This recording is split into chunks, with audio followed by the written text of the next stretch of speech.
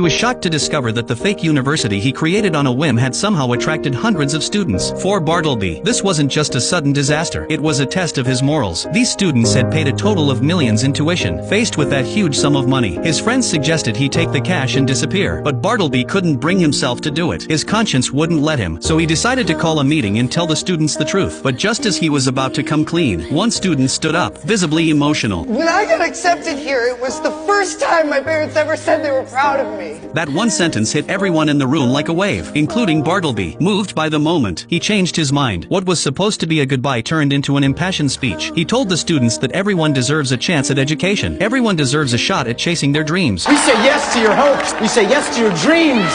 Welcome to South Armand Institute of Technology! But how did things spiral to this point? It all started a few days earlier, when Bartleby received the list of college admissions and his name wasn't on any of them. Rejected by every school. He panicked. He didn't want to disappoint his parents, so he came up with a wild idea. If no college would accept him, why not make one up? He printed a fake acceptance letter, tweaked a school logo, gave the fake college a name, and wrote a short description to make it look real. But a letter alone wasn't convincing enough to sell the lie. He asked a tech-savvy friend to help him create a fake college website. That way, when his dad handed him the acceptance letter and said, "Congratulations, you've been accepted," he could act just as surprised. Congratulations, you've been accepted! His mom teared up with joy and gave him a heartfelt hug. But even in that touching moment, his dad looked skeptical. With Bartleby's grades, this seemed unlikely. Thinking fast, Bartleby pulled up the fake website. That bought him a little more time. The next day, his dad handed him a check for his first semester's tuition. And before leaving, he shared one more surprise. On the first day of school, the whole family would be driving him to campus together. That's when Bartleby realized the trap he'd set for himself. There was no school, but soon, his family would find out the truth. Desperate, he gathered his friends to figure out a plan. They needed a place that could pass as a college at least for one day. After some searching, they found an old, abandoned hospital. It was run down, dusty, and falling apart, but Bartleby saw potential. They all did, so they got to work. They tore down the fences, cleaned every room, and fixed whatever they could. After days of non-stop effort, the South Armand Institute of Technology finally looked like a real school. But they weren't done yet. They needed a president. Bartleby's dad was serious about education. He'd definitely want to meet the head of the school. That's when Bartleby's friend Glenn had an idea. His uncle used to be a respected professor at nearby Harmon College but was fired for being a little too unconventional. Now he worked in a clothing store, just scraping by. Bartleby asked him to play the role of president. Surprisingly, he said yes without hesitation. They also brought in volunteers to act as students. Once everything was in place, Bartleby and his parents arrived at the fake campus. The renovated space and clean facilities impressed even his strict father. For a moment, it looked like Bartleby had pulled it off, but the moment they stepped inside, his dad started noticing strange things. It felt like a hospital. To ease his doubts, Bartleby rushed to introduce his parents to the president. Luckily, the man still had real experience in education and gave such a convincing talk that Bartleby